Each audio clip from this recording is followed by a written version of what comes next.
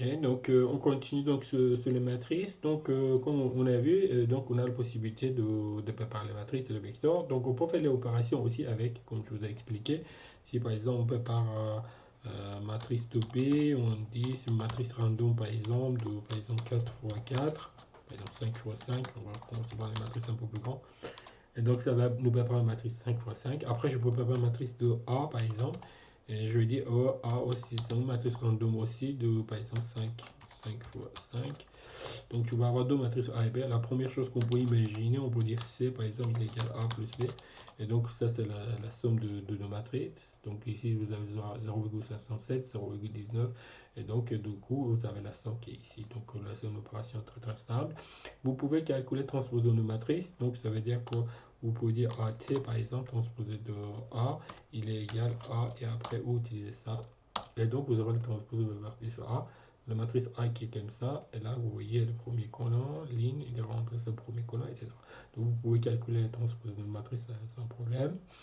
Vous pouvez aussi multiplier la matrice. Bon, je dis par exemple matrice de D il est égal à A fois B par exemple. Bien sûr, il faut avoir une multiplication en regardant le nombre de les lignes à nombre de colonnes de deuxième qui correspond. Donc là, vous aurez cette multiplication qui est possible. Euh, vous pouvez multiplier en même temps faire le transposé. Vous pouvez transposer les deux et après multiplier. Donc voilà, vous avez toutes ces possibilités à faire. Après aussi, vous pouvez créer une matrice à partir d'un vecteur. Alors on va regarder comment on le fait. Alors je nettoie juste ici. Alors comment on peut préparer une matrice avec deux vecteurs? Supposons que j'ai un vecteur t ou 1 qui est égal à 1. On va dire comme ça, on le présente comme ça, on dit 1, 2 et 3. Ça c'est le premier vecteur que j'ai affiché. J'ai un vecteur de ou2, d'accord, et là je le présente sous la forme de 3, on prend 2, 3 et 4. Donc j'ai deux vecteurs qui sont présentés. Alors, je présente ou1 transposé, alors je vais transposer de ça, donc ça fait ou1. Donc je vais transposer, donc je vais trouver ou1. Donc je prépare ou2 t transposé, donc je prends ou2 et je fais transposer. D'accord. Alors maintenant je vais prendre la matrice de par exemple M. Et cette matrice de M, je vais dire ce sera les deux vecteurs qui sont côte à côte. Donc je vais dire OK, ou 1 t, et après je vais dire ou 2 t.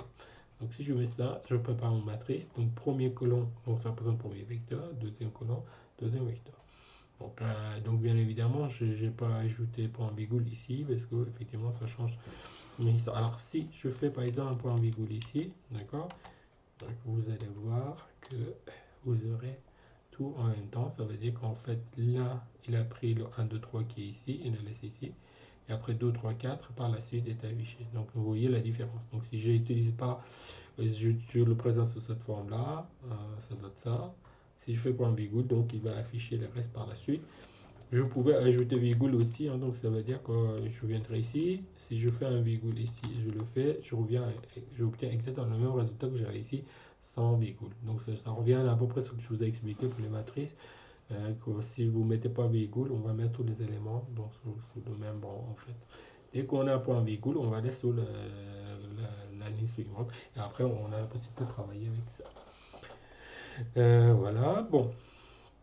Alors, donc je vais nettoyer ici, et donc je continue. Alors, bien évidemment, d'autres choses que vous pouvez regarder, donc les matrices, vous pouvez les voir aussi dans Workspace. Encore, je reviens. De temps en temps, je viens sur Workspace, j'explique. Donc, si je clique sur le B, vous voyez la matrice de B qui est là. Donc, vous avez la possibilité de copier-coller les valeurs, copier sur Excel, ou faire d'autres choses. Mais les informations, de toute façon, ils sont affichées ici au niveau MATLAB. Donc, toutes les informations sont, du coup, sont affichées. Alors, maintenant, on va regarder par exemple comment on peut résoudre un système d'équations. Supposons par exemple j'ai une matrice de A. Voilà, donc on a par exemple AX égale B. D'accord, on va résoudre par exemple ce problème. Donc on dit on a une matrice de A. Donc je considère que c'est une matrice random. Donc par exemple 6, c'est l'ordre ici. Donc voilà, déjà une matrice 6 fois 6. Après je dois préparer un vecteur de B. Le vecteur de B, je dois le préparer comme ça. Supposons ça c'est 1, ça c'est 2, ça c'est 3, faut avoir 6 valeurs. 4, moins 1, moins 2. Donc on a 6 valeurs. Donc c'est une chose, si j'imprime, j'exécute, j'ai la matrice de B. Donc pour calculer la matrice de A et B, donc ce que je vais faire, je vais dire les X, il est égal à inverse de A multiplié de B. Mais ça, on peut le faire sur le MATLAB facilement. Donc on peut dire, ok, la matrice de A, et après on présente backslash, et après on présente le vecteur de B.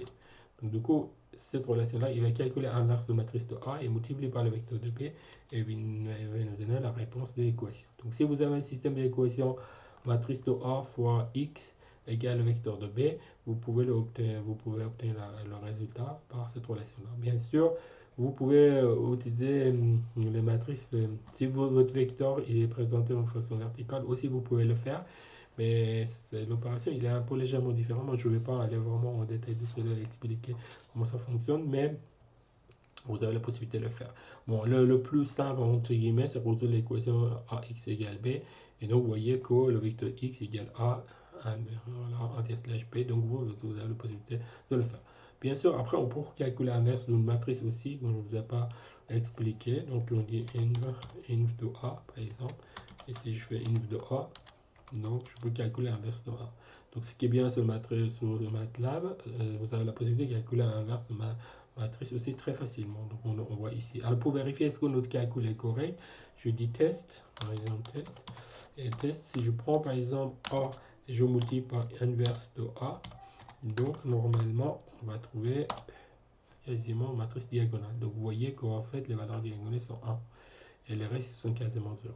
Donc ce qui montre en fait l'opération est correcte, donc le calcul a été fait correctement. Voilà, donc c'est quelques opérations que je vous ai montrées, qu'on peut travailler là-dessus. Après, vous avez les multiplications par points aussi qui sont intéressantes, parce que MATLAB il utilise énormément. Comme je reviens vous expliquer dans la prochaine vidéo.